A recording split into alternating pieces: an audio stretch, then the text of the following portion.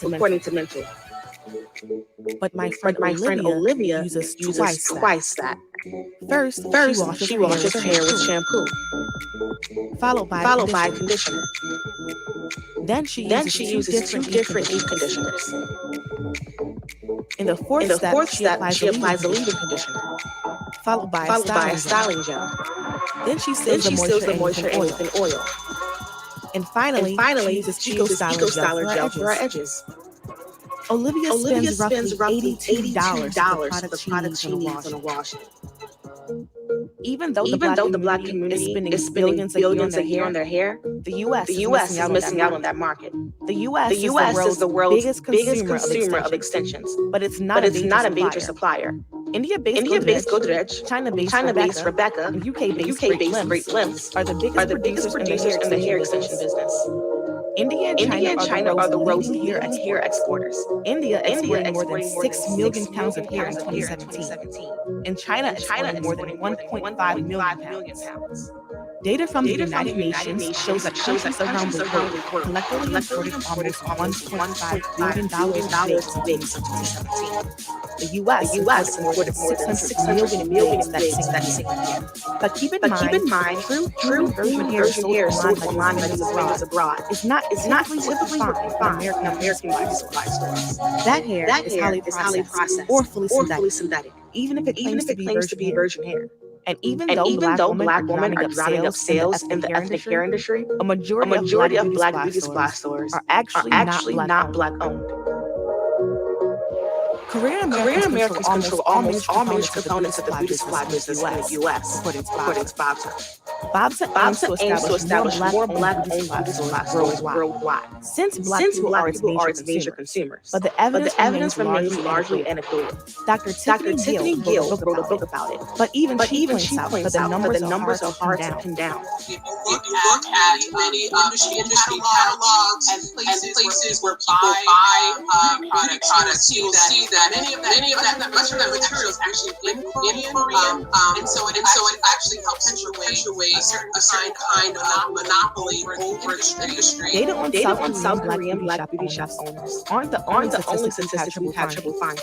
The beauty industry is a really complicated industry to wrap our brains around with finding data and other things because it is really unregulated, particularly with the fact that it is in many ways immigrant economy where we see connection made from countries like China and Asia that are importing products. It's unregulated to we're having a hard time wrapping our head around numbers happening, but also in terms of issues like health, in terms of many of these products, whether or not they tested properly, what are some of the health issues, the long term of these products. A lot is still unknown. There's data that's out there, but there's still a lot that's unknown about this issue. Regardless of who dominates what portion of the Black hair industry, it's still generating billions. And even though the U.S. is missing out on a lot of money to earn from the supply chain, it has figured out how to capture another corner of the market. America has the most lucrative hair market in the world. The entire market, including non-Black hair care, is valued at $15 billion, according to Statista. And unlike the weave industry, the U.S. accounts for a large portion of the global hair care market, roughly 30%. And in recent years, big name retailers like Target and Walmart have started to carry Black hair products, including Shea Moisture, Curls, and Miss Jessie's. Larger beauty companies like L'Oreal and Revlon also begin to cater to the Black hair market. L'Oreal actually operates the brand Dark and Lovely. It also acquired the brand Curl's Daughter in 2014. And Revlon runs Cream of Nature, which sells natural hair products and relaxers. But the fact remains, the U.S. still has a whole lot of catching up to do if it wants to capture more of the market for Black hair. Experts are optimistic there's room to break in, given that demand continues to rise exponentially. We're very pleased with the future of the Black hair industry, where it's going, because more entrepreneurs, more young people are getting into the business, and it's exploded because now with the internet it allows individuals to get in quicker without a lot of capital. And salon owners say that business is booming. We have definitely seen a spike in the natural hair movement with our business, and there are new products coming on the market every day. It remains to be seen how much of that money is going to American businesses. But I'm poised to be spending more than $150,000 on my hair over the next 50 years.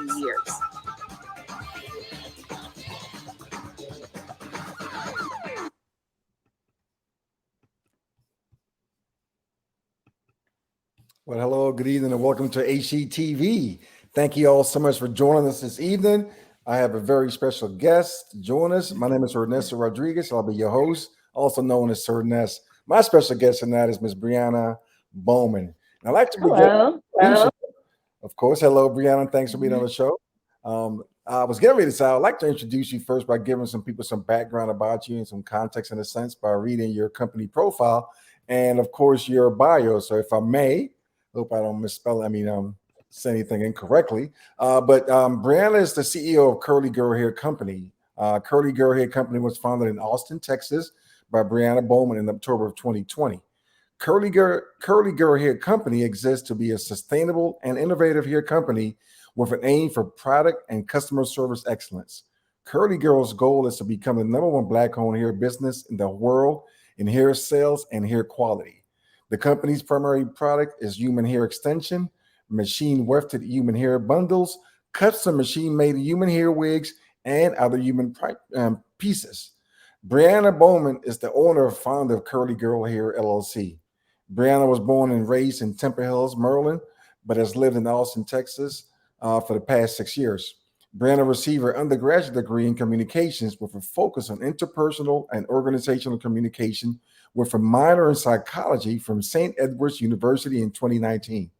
After working full-time in the corporate world, Brieanna decided to take her love for hair into the next level by starting Curly Gurl Hair Company. She is currently a future professional cosmetologist at Paul Mitchell, the school in Austin, pursuing a license in cosmetology, as well as a student in the small business management program at Austin Community College. Brieanna, welcome to HETV. Hello. Thank you for having me. I'm excited to be here. Great. So for Brieanna, for those who don't know you and don't know your background and your story, your history, why don't you tell us a little background about yourself and your where you come from? Yeah, so like you mentioned in my bio, I am from Temple Hills, Maryland. We say Maryland around here. We roll our R's. I'm raised in PG County. All 18 years of my life, I grew up with 2 military parents. Both of my parents are in the Air Force. My mom retired 26 years, and my dad will be retiring in June of this year. So, a big, rich military history in my family. But I think that military history in my family really instilled a spirit of excellence and a spirit of working hard. Like over here, you have to work hard for what you get. You don't get anything by not working hard. So I think that having military parents made me become a really strong individual and made me become independent. Like I need to have it, I want to get it, and I have a go-getter type of mindset. Growing up in Maryland, I did not realize how blessed that I was growing up in PG County until I left. I had to leave, had to go to college and see what the world was like outside of Maryland to really kind of appreciate the environment that I grew up in. Being a Black person and growing up Black middle class in PG County, there's nothing else like it in this world. You will never experience the level of Black excellence on a daily basis, seeing doctors, lawyers, police officers, teachers, everybody is Black. And having that sense of pride in knowing who I am, where I come from, and where my people are from, I really did not value that, I don't think, until I left to come to college and I came to Austin and I saw what it was like being a minority. Because being in PG County, you're the majority. And I think as a Black person, sometimes you forget what that is until you leave.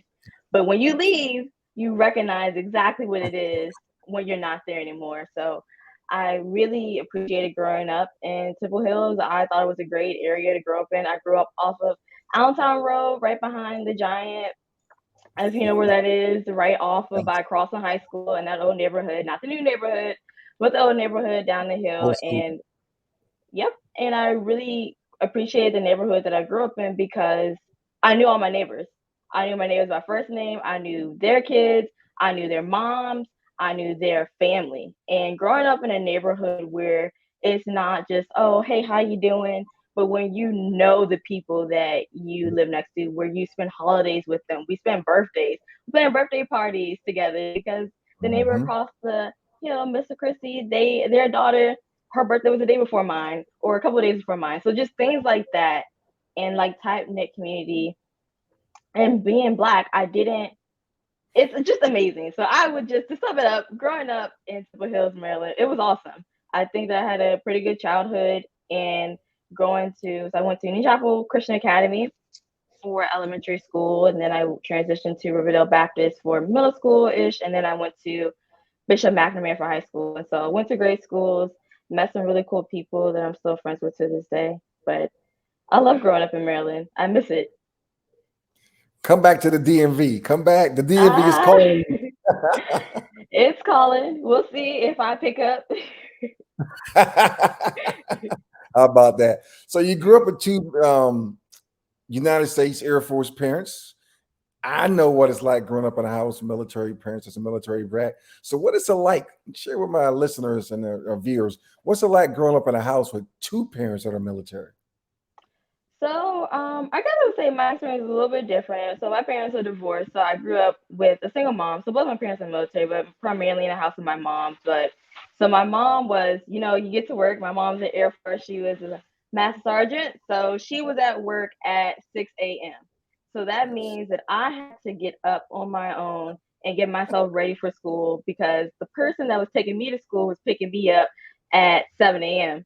So I had to be up after she left the house and get myself together. So if that doesn't tell you what being in a military house is like, it's being independent is knowing that I might not be here, but that does not mean that I'm not watching. There was not a day in my life growing up that, even though my mom wasn't there when I woke up and she wasn't there when I got home from school, but I felt her presence. I just knew that she was there. I didn't know she was gonna call me. I didn't know she was gonna send someone by, but just the presence, and not in like a fearful manner, but just in a presence of, I need to do what I'm supposed to be doing. If she told me to come home and take the food out and start cooking dinner, I need to come home, take the food out, and start cooking dinner.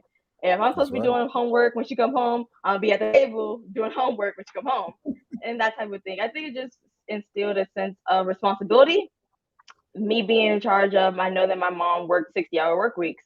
So it was me and her in a single household. We're two women. So who had to cut grass? I did. I cut grass. I had to do all the yard work. We lived in a 3-level house on a small hill. So I was cutting grass. I was pulling weeds. I cleaned the house. I mopped. I did laundry. I cooked dinner. Anything that needs to be done around the house that was a responsibility, I was doing it. I was doing it from the time that, I don't know, maybe 8 until I left high school. And so growing up in a household with military parents, and even when I would be with my dad, it's knowing that here are the rules, follow them.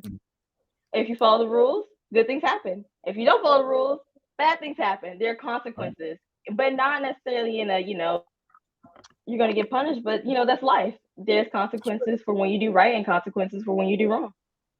And it's interesting you talk about getting up so early in the morning, that people forget that it's not only the military person that's more before 9 a.m. that most people do all day, but their children have to get up that early, and they have to be home more before they get to school than most kids do all day. Respect to that. Interesting. So you obviously went to higher education, right? Got your degree. Talk to us about your journey. What was that like going to school, being away from your parents? Were you local? Yeah, so I went to, like I said, Bishop McNamara High School. I graduated in 2016, and I knew that I wanted to leave Maryland. I was like, I have to get out of the DMV. I need to take off. I just need to see something different. I need to be around different people. And I felt like everybody So wait a second. So that means when DMV call, you really ain't picking up, right? I really was not picking up. I really was not. It was going to collect call. It was not voicemail, everything else. I just felt like, I don't know, growing up 18 years, I just wanted to see something. I had to leave. And I didn't want to be, even in the DMV, I didn't want to be in Virginia. I didn't want to be in DC. Yeah. When I was applying for schools, the closest school that I applied to was Temple. So that was in Philly, but 3.5 hours away. Like, I was like, I need to be at least 3.5 hours away. And so I went to a Holy Cross high school, which, if you don't know, a Catholic high school, there's a Catholic high school, and the Holy Cross high school is a sect within the Catholic religion. So it's a little bit different, but it's still a Catholic high school. Anyway, there are a couple of Holy Cross universities in the United States and in the world. A representative came to the school one day and said, hey, we have this school in Austin. It's a great location. I don't know if you ever heard of Texas. If you ever been, if you like barbecue, like music, you might want to be interested and just come take a look. And so I said, yeah, I really want to leave home.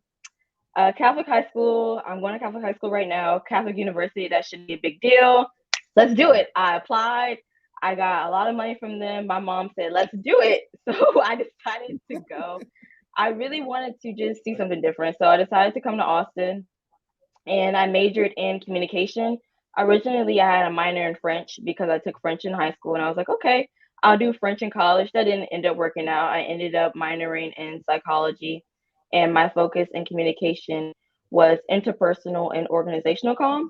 And I decided to go into communication because I felt like it's something that's really important. People don't think about it a lot. People undervalue the importance of connecting with people interpersonally. With the pandemic, people really understood what it meant to be present in front of a person and not present in front of a screen. Doing Zoom, doing things like that, that's totally different, but connecting with people and making those connections. How do you reach out to people? All those type of things are just really important. When I was in high school, I was editor-in-chief of my high school newspaper. I did a newspaper all 4 years, and then I was also on a TV news station. So I really wanted to go into broadcast. So that was another reason why I decided to go into communication. Life took me in different ways, but that's life, and here we are. But yeah, I went to St. Edward's. I did 3 years there. I got my degree. It was a great experience. I loved every minute of it. I ran through it obviously in 3 years, and have been looking up ever since, kind of. So you got a degree in 3 years, where most people do 4. So is that what you're telling this audience? Yes. So How about it was a lot. I did 2. So it wasn't on purpose. So originally, like I told you, I was going to be a French minor. So I had in my mind, okay, I'm very about school. I'm very diligent. Like, I know what I want to do. I get my schedule planned out. When I came in my freshman year, I met with my guidance counselor, and I already knew all the classes I was going to take all 4 years. And so I had my plan out with my French minor. And one day, my French professor told me he didn't think that I was on the level that I needed to be to progress within my minor. Mind you, I had an A in the class at the time, but he didn't think that I had what it took to advance in my minor. So I decided, okay, no more French. At that point, though, I was already a sophomore in college, so I had already taken so many credits to where I was at the point of almost graduating. So I took that psychology minor, and within that 3rd year, I finished up. Now that's impressive. That is really impressive. So obviously, finished school, and people would have thought you would have went into communication, into broadcasting, but something happened. So what was your first business venture ever? How you got into that? What was your first business venture?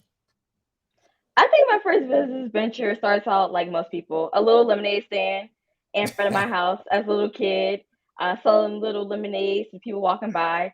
But my really first big business venture would be Curly Gurl. I decided to do Curly Gurl because after I graduated college, I was burnt out.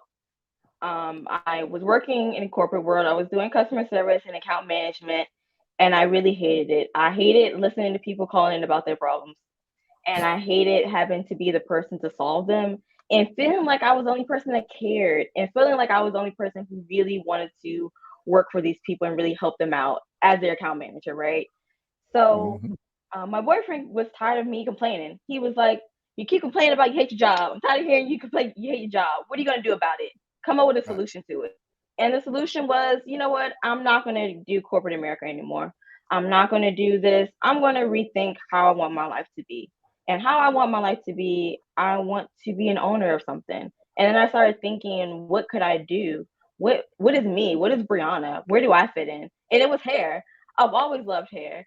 I always played with Bratz dolls and Barbie dolls growing up, of course. But when I got to college, I started a hair TV show where I was talking about hair tips. And then I also, when I got to college, I cut all my hair off against my hairdresser's advice, and got to Texas and realized that I could not manage natural hair in Texas heat.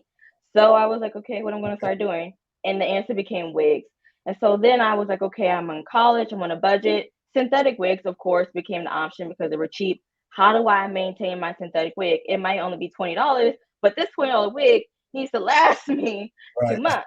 How are we going to make this $20 wig last me 2 months? And so learning how to take care of synthetic hair, learning how to take care of my hair, the whole journey of relearning my hair through college really made me realize that, like, I think I can do this hair thing. And there needs to be Brieanna in this hair business. I can shake this up. And so I decided that I would go into selling hair. And that has kind of brought me to where I am today in cosmetology school. And we'll get back and get into that, I'm sure, later. But that just kind of sparked my love for hair, doing something that I really wanted to do, while also realizing how can I be my own boss? How can I be in control of my own schedule, but also doing things and making an impact and moving and shaking and still doing all the things that I want to do in my career, but changing the rules a little bit, bending the lines of what a career looks like today. So you started this back in 2020. So we're going into this is 2 years now, going into 3 years now. What have you seen any changes in trends in that period of time from the time you conceptualized this idea to now? And can you share those with my audience and the viewers? Yeah, at first, when I first started my business, I thought, okay, I'm just selling hair. Like, okay, what hair do I need to sell? What's the best hair that I can sell? I'm going to be the best seller. Right. And then I realized everybody's doing it. How many girls sell hair? How many girls you know sell hair? What is going to make Brieanna different? And how can I change the way that customers interact with their hair? What can I do that sets my brand a little bit more apart? What am I offering? And I started to think about my customer service background. It's all about the customer first. How can I satisfy them in a way that meets my price point, but also helps them have the best product possible? So from where I started was originally like just trying to sell hair. Now I'm focusing more on the services. I have a wig maintenance program that I'm rolling out this month. I have more of a wellness brand and a membership part of Curly Gurl that's coming that wasn't at the front when I first started. It was more so about selling. Now it's more about the customer alongside with the hair. It just can't be the hair. You know, you just can't sell somebody something. They have to get value out of that item too. So what suggestions and advice would you give to someone who's thinking about getting into the business today? I would say make sure that you know that this is what you really want. It's hard. Getting into the hair business is expensive. I wish that someone would have told me how much a hair order would cost. And when you're starting off, or just thinking about all the materials that you need. Are you going to be coloring wigs? Are you going to be making them yourself? Do you have a sewing machine? Do you have any cosmetology experience? Do you know how to color wigs? Do you know what brands you're going to use? Like all type of things. So do your research first and foremost. But that's before you get into anything. Make sure that you're not just doing one Google search and like, okay, I'm done. Maybe finding some people that you know that you can talk to, or even hitting up a business owner on Instagram, like sliding into their DM, just asking, hey, I have some questions. Would you be willing to talk to me? A lot of the women that I found when I was starting to do my research on YouTube, they have Facebook groups that are open for membership that you can just go in right now and ask questions. Even if you're not selling hair, you can just join those type of groups. So do your research and be prepared financially kind of for where you're getting into. It can be a little rough if you're not prepared. Yeah, the information is out there. You just got to find it, you know. And I like to consider myself a Google scholar, so I'm going to find out. My mama You said, "Boy, have you to want to know, be. you better ask somebody." That's right. So definitely. So thank you for saying that. What would you say? And you kind of alluded to it a little earlier when you talked about the different trends and stuff in the business and what differentiates you. But I wanted to find out more about it. If you can expand on that, how does your business compare to the other competitors? And you kind of talked a little about that, but can you expand more? Your vision for the wig maintenance product and that kind of stuff. Yeah, so what Curly Girl is offering is that we're offering maintenance on our own hair products. So any hair that you're purchasing through Curly Girl, we're going to be offering maintenance through. So you'll send it to us. We will wash it. We can refresh it if you want to maybe color it, or if you want to cut it, do a little bit different. It's Mm-hmm. giving you some value to your hair, because a lot of times what happens is you go online, you buy some hair, great, love my hair, wear it for a couple months, oh, it's bad, I throw it out, go back online, buy some more hair. That is great. It is fantastic. It keeps the economy going. But it's also really dangerous to the environment. Hair is not a reusable resource. It's a finite resource. You know, people can only grow 30 inches in a X amount of time. Everybody Right. doesn't have 40-inch hair. You can't just Right. cut that off every day and it grow right back. So you Right. have to be kind of responsible with your hair products. A lot of women want to keep their hair longer. They don't necessarily want to keep spending more money on their hair pieces. Hair pieces are expensive. If you're buying extensions and they're of any quality, you're spending between, $300 at the minimum for these 3 bundles of hair for a standard install. $300 is a lot of money if you're going to be wearing it. You want to be able to keep it. So by Curly Girl offering maintenance on our hair products, we're allowing our customers to keep their products longer. You can send it back to us. We'll take care of it. We'll treat your hair how you want to keep it. We'll send it back to you. You can wear it, live your best life, girl. Send it back to us again. And then when you're really ready to do something else, buy some more hair. The option is always there. We're just thinking about being sustainable. It's thinking about taking care of our environment, as well as thinking about taking care of our customers too. They want to keep their hair just as much as us. I mean, everybody has a lot of wigs. I know girls that have, 10, 12, 20 wigs. That's not going to be a shortage of people, stopping buying hair. But at least if the hair they have, they're keeping it healthy, and they're able to keep it and wear it longer. Interesting. Wow. I don't think I've known of any other company that's even doing that as far as a wig maintenance program. So kudos to you for trailblazing that. And I swear I'm wishing you great success in that business because as we saw in the introductory video, that's a big business that you're in. And don't forget the people who help you along, just a little crumb along the way. But seriously, let's get back to the conversation. So COVID has hit, boom, 2 years ago. What kind of changes that you've made to your business model, or if you had to make any changes to your business model based on the impacts of COVID?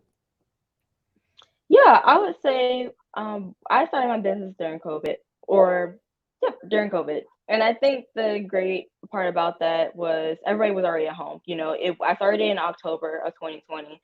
So people were already hunkered down. It wasn't like it was fresh out the gate, and I wasn't like I had already planned like expos and I was going to be out and I was spending all this money and things. So I was kind of already aware of the situation, which was good. I think what I noticed through the pandemic is that before you would see a lot more women wearing extensions and kind of getting their traditional install. So that means they're buying bundles of hair to get installed in at a hairdresser.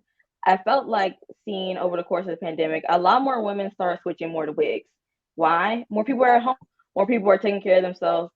They can't sew in their own tracks into their head. They can't do that. They can put a wig on. Anybody can put a wig on. So I noticed that a lot more people were looking for something they could just put on their head when they run out to the store. A lot of things I started seeing were like hat wigs or braided wigs. Things are easy for people to do while also making it easy on themselves. I started seeing too a lot of women wearing more natural hairstyles with their extensions. They're going more curly, a little bit more wavy. That's not necessarily as straight, too, probably due to the maintenance of it. When you're at home and you're just wanting to put something on, a curly wig works good.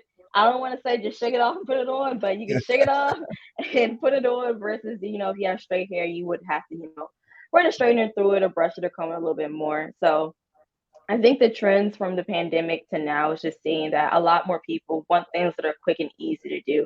They don't want to have a lot to do with their hair. They want something that they can just put on and go. And I think that's kind of where society is going in general, more to on the go, quick and fast and easy. Well, they better get on only for the curlies real quick. Yeah. If you get on top of that, you don't got to worry about, what wig you got to wear, whatever. All you got to do is go to curlyhairco.com.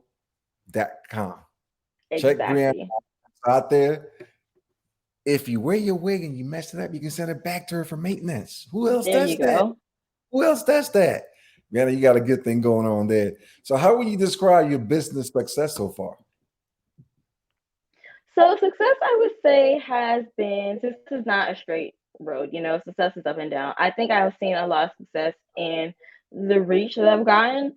I've met people who've seen my ads that I've run on Facebook, which I think is cool that people are seeing my company and I'm getting exposure. So I think that has been successful. I think success is me starting my seed round funding for my company right now, looking for initial investors, me growing my company to a point where now that I'm open to investors so that I can transition my company to a C corporation.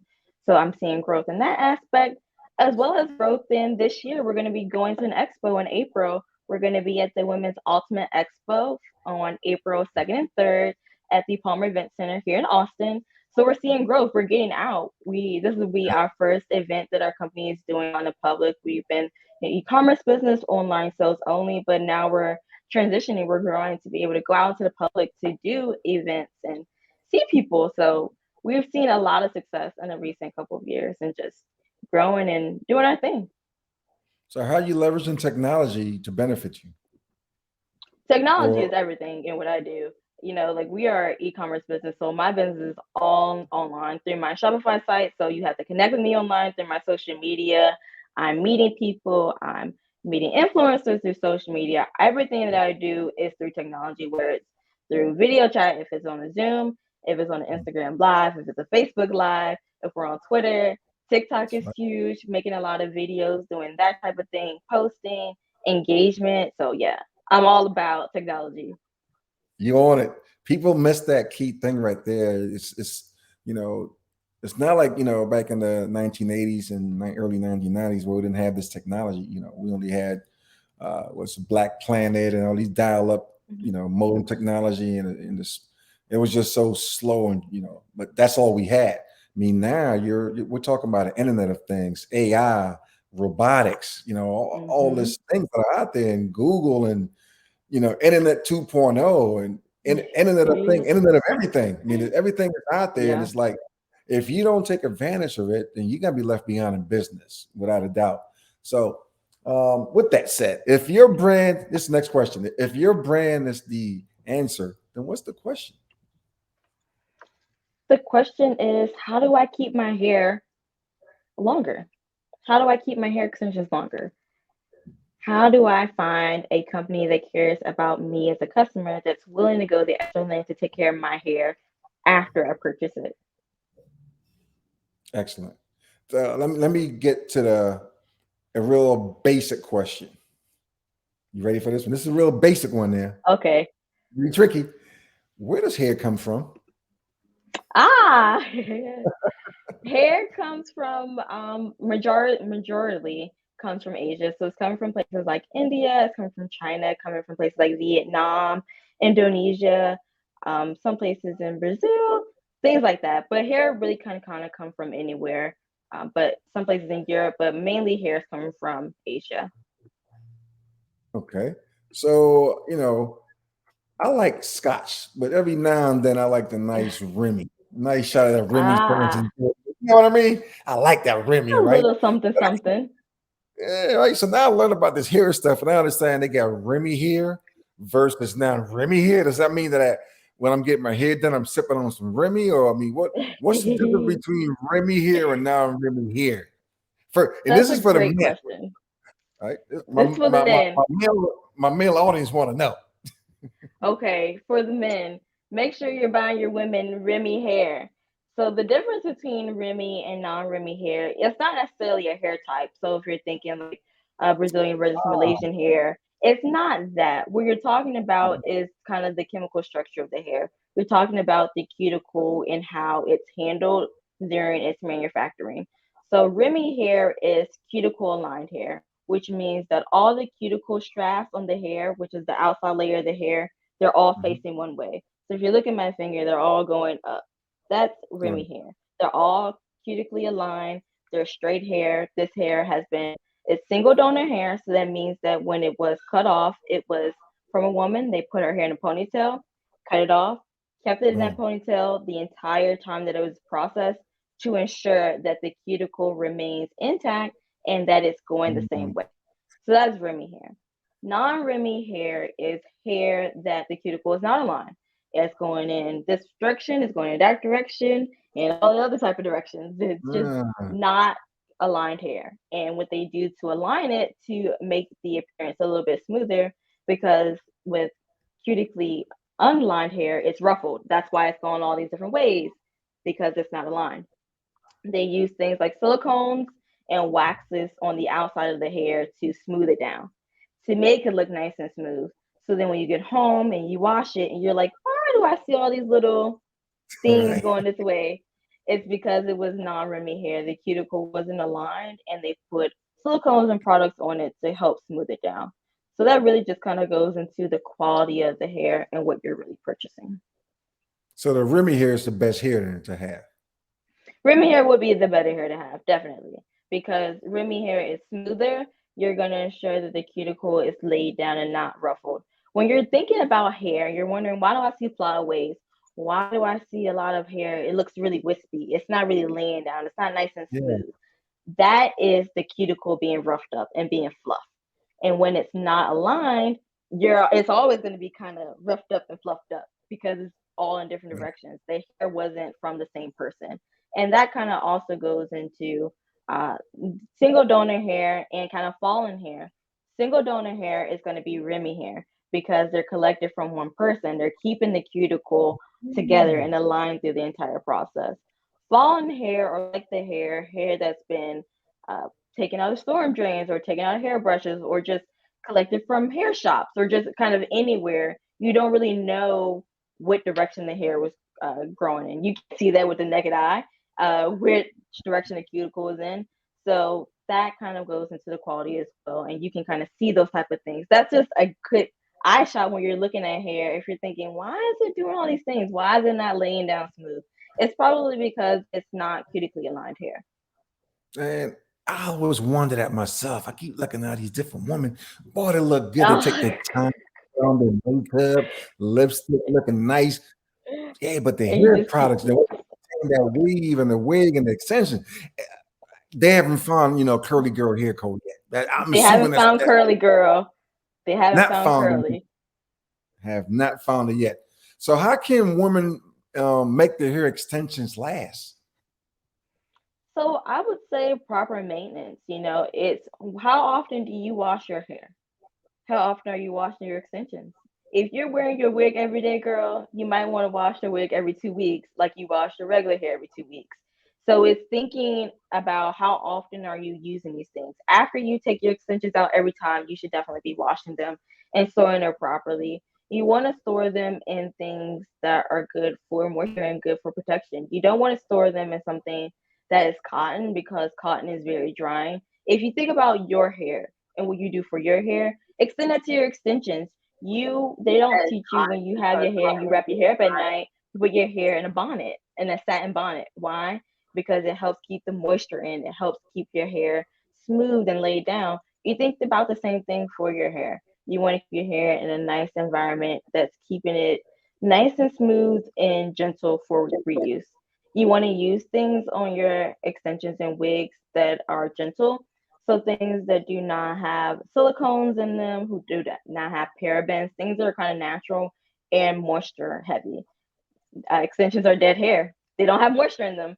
So make sure that you're using products that are going to give them moisture and enrich them like you would your normal hair, because they're not getting those nutrients that they would from if it was growing out of your head. Yeah, that's interesting. And I'm thinking this is from a man's perspective. That's a black man with bald hair. I used to have hair one time. I used to have dreadlocks and everything come down. Okay. I was growing dreadlocks when I was in the military in the war. That's how bad it was back in the day. So but I don't have the hair, so I can't protest no more when I was in the military. But I do have a full beard. And for the longest time, I used to comb it. Thought I was doing the right way, combing it, just using like some Vaseline and throw on it because I didn't know. But one of my friends who's like you, well versed in hair and that kind of stuff, recently told me, so your beard, you shouldn't be combing it, especially since you have that black cool, hair. You should be brushing it.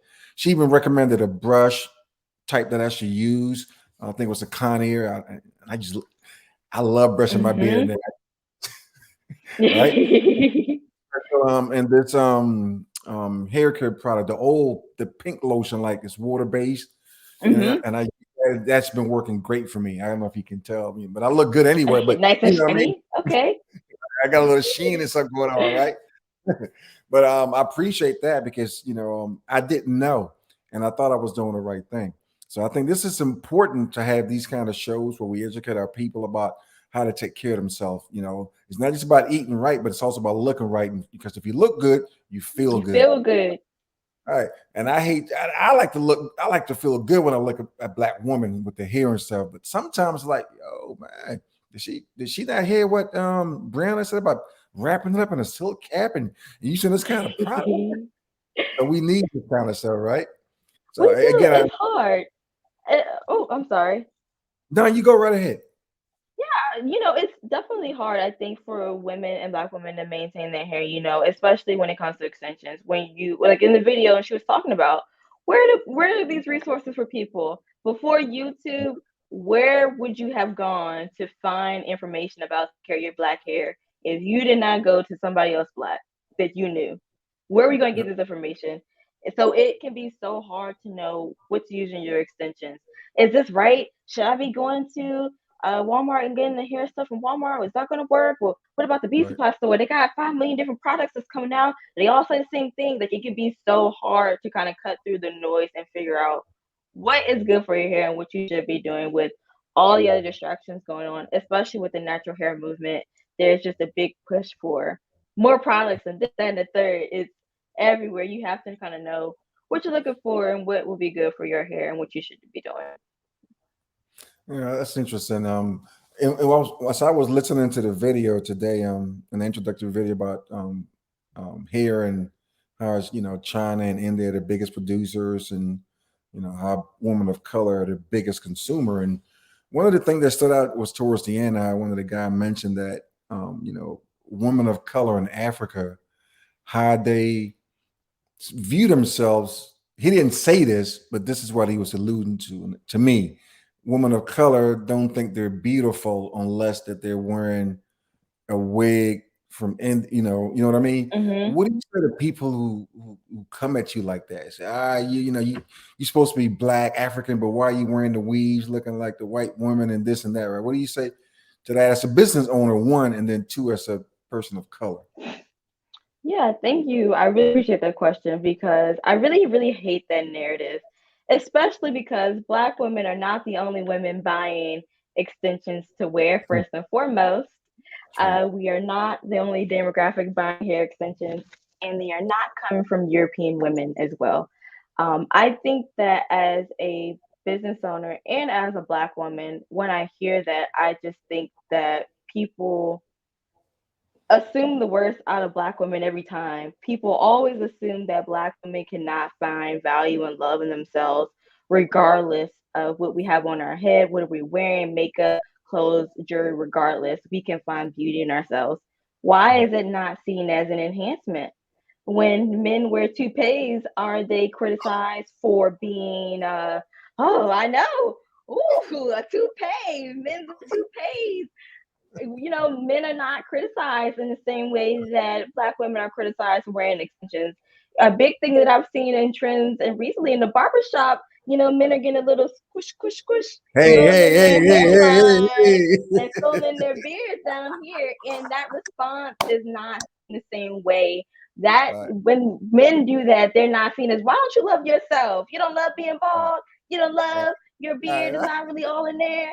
That same type of response is not given. I like to think of hair extensions as an enhancement. You want a little bit of longer hair, you get a wig. You know what? I like my hair being Black, but I think I want some orange hair today. I'm going to put some orange hair on. I think I want it to be a pixie, but I want to keep my hair the way that it is. Or maybe my hair, I'm going through some things. I have some health problems. My hair is not strong enough to do some of the things that I want to do with my hair, but I want to experiment. I want to do all the things that I want to do with my hair without actually having to change my hair.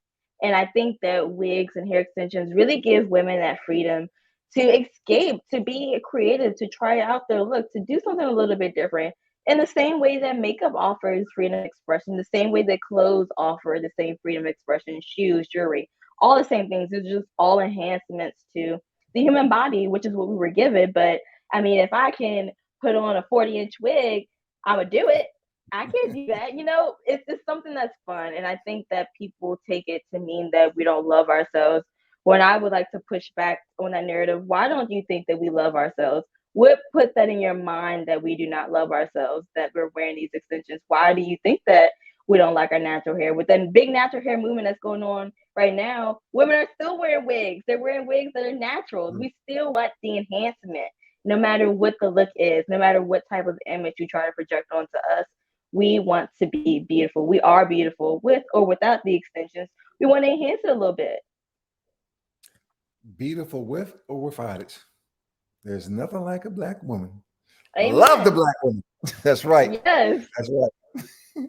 All right, so let me ask you this is a big one. This is a big question, right? It's a big one right here. And this is what the young people call a little crispy one, right? It's a crispy one. Ooh. So obviously, at some point we're all going to pass away. We're all going to leave this earth one way or the other. There's no way around that one. You can't jump off of it and come back on, but we're all going to leave. And oftentimes than not, we leave insurance policies, we leave jewelry, houses, cars, money, and wealth to the next generation. But if you're not able to leave any of those things to the next generation, but you were able to pass on 3 principles for succeeding in life, what will those 3 principles be and why? Crispy one, crispy. It is crispy. I would say, first and foremost, you have to have passion for whatever that is, whether it is you like watching Saturday morning cartoons and you're really passionate about seeing Scooby-Doo every morning on Saturday mornings, or you're really passionate about cooking and that's what really gets you going every day. I think that life is more enjoyable when you have something that drives you. You have to have some type of passion to wake you up, to keep you going when things are hard, when it's tough, when you got no money, when you have nobody by your side, when you don't feel like you're loved, you don't have anything, you can have passion. And I think that's something that everybody needs. 2, I would say learn everything. I think that knowledge is super important. Nobody can take away your knowledge. They can't take away what you've learned. They can't take away your knowledge. They can't take away your skill set. And it's transferable. There's nothing that you've learned in one job that you can't take to a next job. I don't care what nobody says.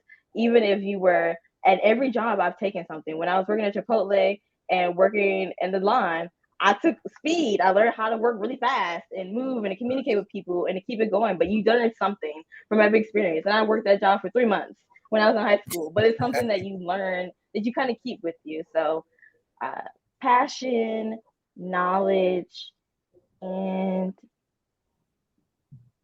I don't know. I think learning to love yourself.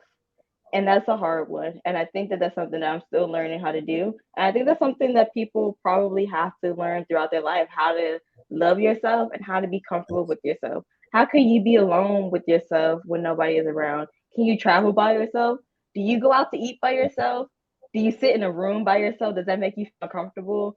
So I think learning how to be with yourself and to love yourself is something that's really important, that you should spend the rest of your life learning how to do that. So those are my 3. Passion, knowledge, and learn to love yourself. I love those 3. And those are universal for anybody at any age that can apply it to. So what's next for Brieanna and this big company that you're planning on growing? I know you mentioned about the expo in April. That's in a couple of months, right? What are the future plans, after that, if any?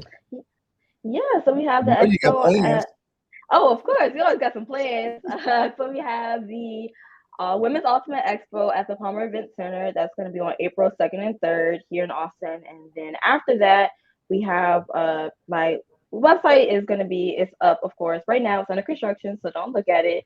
It'll be up tomorrow. But we're releasing new products. We're launching our 2 wig maintenance programs that we have that we're offering that will be coming out this month.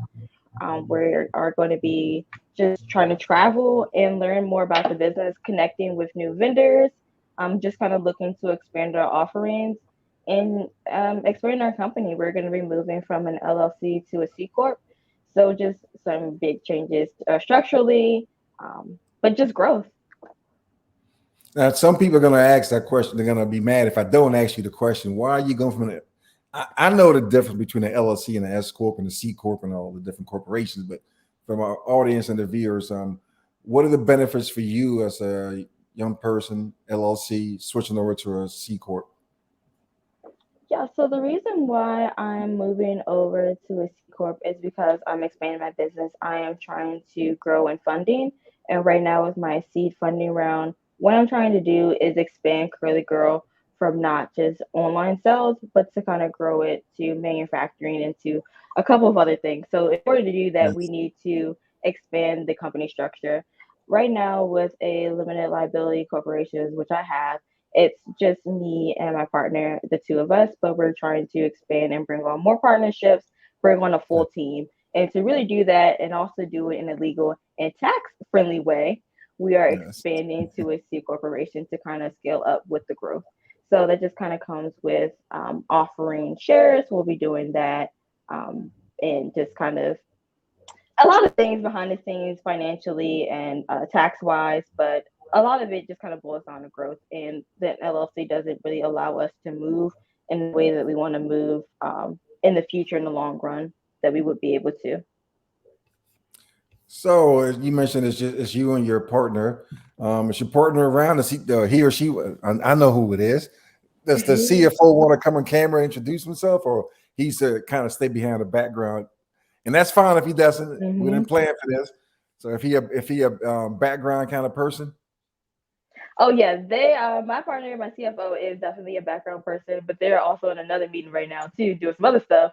No But worries. No worries. I apologize. I would have definitely brought them over. But yeah, my No, not at all. CFO, yeah, but my CFO, they have their degree in accounting, and he is awesome. He knows a lot about finance and keeps me where I need to be. And as somebody who's in hair and very creative and communication, math is not, I don't do numbers. That is not in my vocabulary. So having somebody who is about the numbers and about the money really, really helps. Definitely. And I tell people that to my clients all the time. You can't do everything yourself. It's going to be impossible. Because in the reality is you have to. It's almost like it's split into two things. You have to make time to work in the business, then you got to make time to work on the business. And it's hard to be working to making the cookies and making the donuts, and then you can try to sell the donuts yourself. So it doesn't quite work that well. Yes. So having that partner is the way to go, and it just makes life a lot easier for you. All right. So those are all the questions I have. We're coming up on an hour, Brieanna. You know what? I just feel like 1 hour is just not long enough. And those are just the questions that I have. I know our audience probably has tons of questions. And as I start to grow and I get me an assistant, and I'll be able to maybe fill some questions on and at the same time. And I'm working on that with my nephew, Devar. So maybe the next time we have it together like that. But I want to give you to share with the audience how they can get in contact with you, your website, your social medias, whatever you want to share. How can they get in contact with you? Yeah, so you can get in contact with me on our website. So our website is Curly Gurl Gurl hairco.com. Our Instagram is Curly Gurl Hair Co. Our Facebook is Curly Gurl Hair Co. And our TikTok is Curly Gurl Hair.co. Girl again is spelled Gurl. So yeah, if you want to reach me via email, it is Brieanna.Bowman at curlygirlhairco.com. Brieanna spelled Brianna .Bowman at curlygirlhairco.com. Again, that's curlygirl Gurl hairco.com. That's how you can reach me. On Instagram, you can follow me or follow us. Please do get in contact with us. Check out our website tomorrow when it will be up and open. Right now it's under construction. We have some things going on, some new exciting things and changes coming. But I hope that you all really enjoyed listening to us today and got something out of it. And you want to connect with me, follow me, send me an email, look at us, watch our videos. It's out there. All the many ways to get in contact with you. Brieanna, it's been a pleasure speaking with you. I thank you.